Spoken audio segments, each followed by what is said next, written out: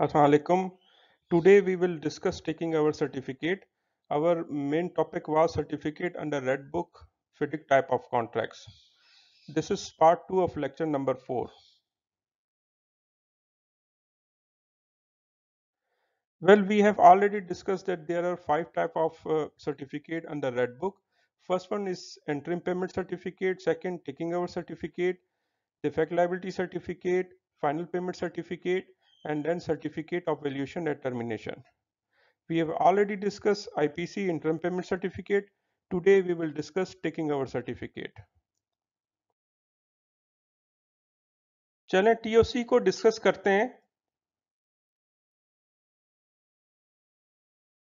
Taking over certificate जब काम substantially complete हो जाता है और जो भी कॉन्ट्रैक्ट में टेस्ट हैं वो कंप्लीट हो जाते हैं तो कॉन्ट्रैक्टर एक रिक्वेस्ट देता है द इंजीनियर को.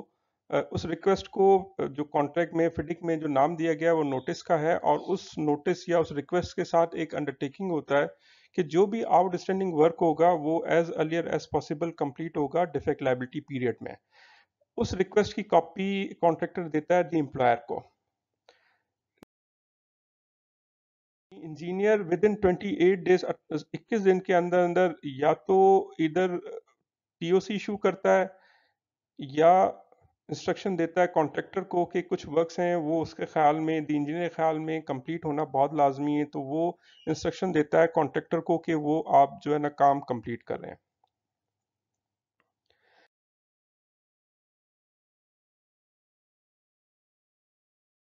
If and when TOC issued जब कभी भी टीओसी इशू होगा वो कॉन्ट्रैक्टर को इशू होगा और उसकी कॉपी द एम्प्लॉयर को दी जाएगी.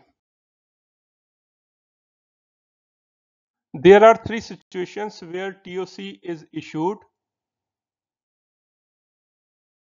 First one is obviously when works is substantially completed. जब whole of works जो है आपका पूरा project substantially complete हो जाता है. Second, any section for which separate time for completion is provided.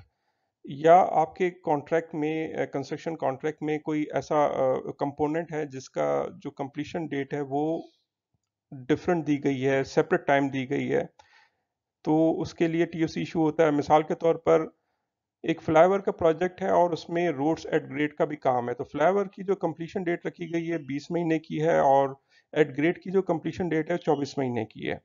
तो यहाँ दो TOC taking over certificate issue होंगे. फ्लाईओवर का जाहिर है जैसे ही फ्लाईओवर का काम कंप्लीट होगा टीओसी इशू होगा एंड देन एट ग्रेड का काम है, रोड का काम है, वो 24 महीने या जब रोड का काम कंप्लीट होगा तो टीओसी इशू होगा. अच्छा, जो थर्ड सिचुएशन है उसको हम दो हिस्सों में अगर डिवाइड करें तो एम्प्लॉयर यूज करे या ऑक्यूपाई करे. Completed part of permanent work का कोई भी कंप्लीटेड पार्ट को वो ऑक्यूपाई करे या यूज कर ले या uncompleted part of permanent work को वो ऑक्यूपाई करे या यूज करे तो भी टीओसी इशू हो सकता है. जब कभी भी TOC taking over certificate issue होगा जाहिर है उसके कुछ इम्पैक्ट्स होते हैं आते हैं दूसरी जो प्रोविजंस हैं फिडिक की. Responsibility for care of work responsibility for care of work transfer हो जाएगी द एम्प्लॉयर के पास. पहले ज़ाहिर है जब टीओसी इशू नहीं होता उससे पहले तक की पूरी रिस्पॉन्सिबिलिटी केयर ऑफ वर्क जो है वो कॉन्ट्रैक्टर के पास होती है. लेकिन जैसे ही TOC taking over certificate issue होगा responsibility for care of work transfer हो जाएगी द एम्प्लॉयर को. कंप्लीशन ऑफ आउटस्टैंडिंग वर्क जैसा कि हमने पिछली स्लाइड में ये कहा था कि कॉन्ट्रैक्टर रिक्वेस्ट देगा या नोटिस देगा उसके साथ एक अंडरटेकिंग होता है कि जो भी आउटस्टैंडिंग वर्क है वो as earlier as possible DLP में या डिफेक्ट लायबिलिटी पीरियड में वो कॉन्ट्रैक्टर कंप्लीट करेगा. तो जैसे ही टीओसी इशू हो जाता है वो contractor is required to complete all outstanding works. ये भी बहुत अहम चीज है. जैसे ही टीओसी इशू होगा जो भी साइट पे सरप्लस मटेरियल है या ऑल इक्विपमेंट जो भी कॉन्ट्रैक्टर्स के हैं वो I mean contractor is suppose to leave the site and works clean. उसने तमाम सरप्लस मटेरियल और इक्विपमेंट साइट से हटानी है. Statement at completion within 84 days after TOC जैसे ही टीओसी इशू होगा 84 दिन के अंदर अंदर statement at completion contractor the engineer को जमा करवाएगा। ये हम इस स्टेटमेंट एट कंप्लीशन को हम सेपरेटली भी डिस्कस करेंगे। Scope of insurance of cover, ये बहुत अहम है। बेसिकली जब भी काम स्टार्ट होता है तो कॉन्ट्रैक्टर इंश्योरेंस करवाता है काम की, कॉन्ट्रैक्टर आरएस पॉलिसी वो लेता है। तो उस पॉलिसी की जो इफेक्टिवनेस है, वो इफेक्टिव डेट ऑफ कंप्लीशन जैसे टीओसी इशू होगी, वो इंश्योरेंस जो कवर है वो ख़त्म हो जाएगा। फिर जो है उसके बाद द एम्प्लॉयर ने जो कंप्लीटेड पार्ट है या होल ऑफ वर्क्स है, उसकी पूरी जिम्मेदारी एम्प्लॉयर पर है। वो चाहे तो इंश्योरेंस कवर इसका करवाए ना करवाए, लेकिन it's no more I mean contractor responsibility.